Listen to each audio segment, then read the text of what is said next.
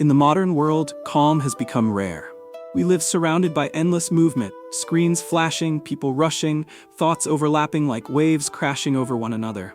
Even in silence, our minds are loud. We check the time, we check our phones, we check for meaning, everywhere but within.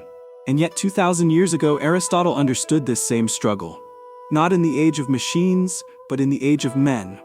When noise came not from technology, but from the untrained mind itself. He knew that the greatest battle was not against the world, but against the restlessness within our own thoughts. He called the path to peace discipline, the deliberate practice of ordering the mind so that reason, emotion, and action move as one. Aristotle did not see calm as luxury. He saw it as strength, because a calm mind is not an idle one. It is the foundation of clarity, courage, and wisdom. In ancient Athens, a young student once came to Aristotle with frustration in his voice. "Master," he said, "I study, I read, I learn all day, but my thoughts are never quiet.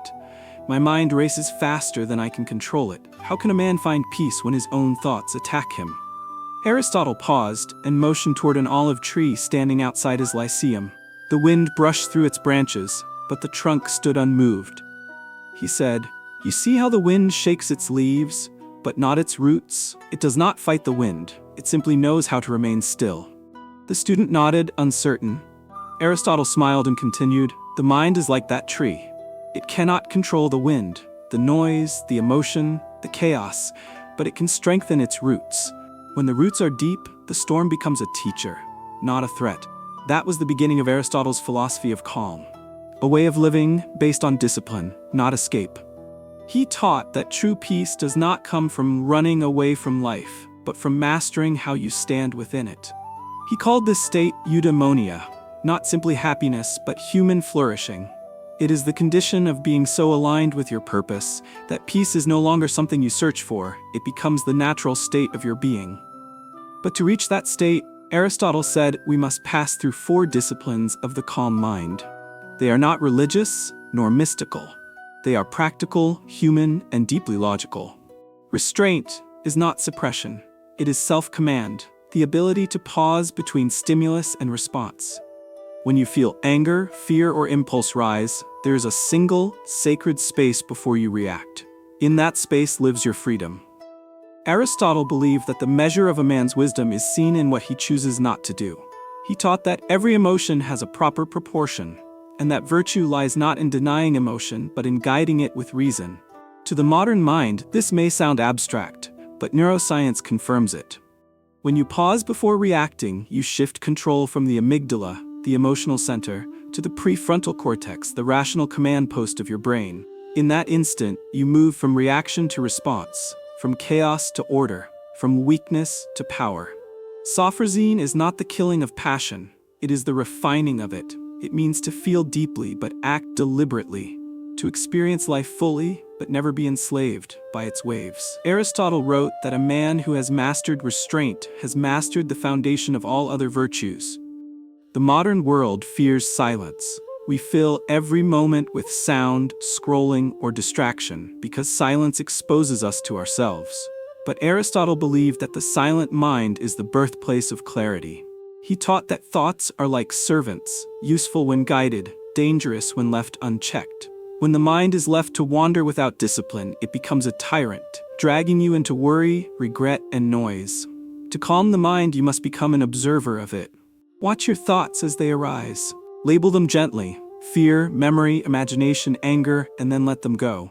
This simple act of observation turns the mind from a storm into a landscape. You begin to see the movement without being moved by it. Modern psychology calls this metacognition, the awareness of thought itself. When you learn to step back and witness the mind, you discover that you are not the voice inside your head. You are the one who hears it. Aristotle's students practiced this through contemplation. Not meditation in still caves, but mindful reflection in daily life.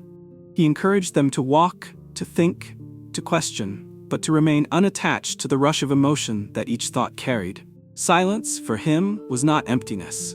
It was order. It was space for truth to appear.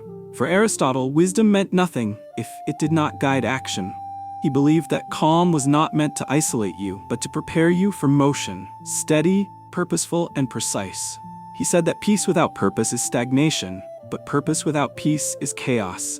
The calm mind must learn to move, not reactively but rhythmically like the craftsman at his art. In his writings on ethics, Aristotle described the virtuous life as one of right action. Not just moral correctness, but full attention to what is being done. When you write, write completely. When you work, work completely. When you speak, mean what you say. This is praxis. It is the union of thought and behavior. It transforms ordinary acts into expressions of mastery. Modern psychology calls this the flow state, when skill and focus merge and time seems to disappear. But for Aristotle, it was more profound. To act with calm awareness is to bring order into the world. It is to live in harmony with nature's rhythm. He believed that through consistent, mindful action, a person cultivates character, and character, once formed, creates peace that no circumstance can destroy. This was Aristotle's highest teaching, the state of living in accordance with your true nature. He taught that happiness is not pleasure, and peace is not the absence of pain. True calm is the alignment of the inner world with the outer one. When your values, actions, and intentions are in harmony, you no longer chase calm. You become it. Modern neuroscience supports this ancient truth. When your thoughts, emotions, and physiology align, your brain enters a state called coherence. Your heart rate stabilizes. Your breathing deepens. Your brain waves slow into harmony. In this state, decision-making improves, creativity expands, and anxiety fades. Aristotle did not have the language of biology, but he saw its reality through philosophy. He said that the calm mind is one that has achieved unity, a state where reason governs emotion and virtue governs reason. In that unity, a man becomes complete. He no longer fights his own nature. He no longer divides himself between what he feels and what he knows is right. That harmony, that still center, is the secret discipline Aristotle wanted every man to find. Years later, the same student came back to Aristotle. He had seen war, loss, success, and failure. He had lived through the storm of life. He said, "Master, I remember your lesson about the tree and its roots. But how does a man know if he has grown strong enough? How does he know when he has found calm?" Aristotle looked up from his writing and replied, "When the wind comes and you no longer fear it, when pain arrives and you do not curse it, when success tempts you and you remain steady, then you have learned calm." He paused. Calm is not a moment, it is a manner of being. Today we search for calm in all the wrong places: apps, escapes, distractions, and distant goals. But Aristotle's discipline reminds us that calm begins not in the world, but in the training of our own attention. You do not need a perfect life to have a peaceful mind. You need a disciplined one. The four disciplines, restraint, silence, action, and harmony, are not steps to complete once. They are lifelong practices. When you feel lost, return to restraint. When you feel overwhelmed, return to silence. When you feel powerless, return to right action. And when you feel divided, return to harmony. Each return strengthens the roots of calm. Each act of patience deepens your peace. The goal is not to stop the storms. The goal is to become rooted enough that they no longer move you from within. Aristotle once wrote that the energy of the mind is the essence of life. That energy, when undisciplined, scatters in all directions. But when disciplined, it becomes light, sharp, focused, and pure. To live with a calm mind is not to live without challenges. It is to live prepared for them. To carry order through disorder. To bring clarity into noise. To walk through chaos, but remain centered. Because calm is not the absence of motion. It is motion under control. It is not weakness, it is command. A river that flows slowly carves mountains. A mind that moves deliberately shapes destiny. So when anxiety rises, pause. When anger burns, breathe. When confusion clouds your way, step back and look again.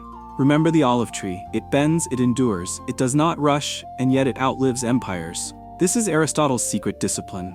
Not a promise of comfort, but a practice of strength.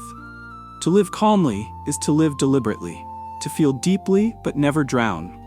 To think clearly, but never overthink. To move forward, but never hurry. This discipline is not ancient philosophy, it is modern necessity.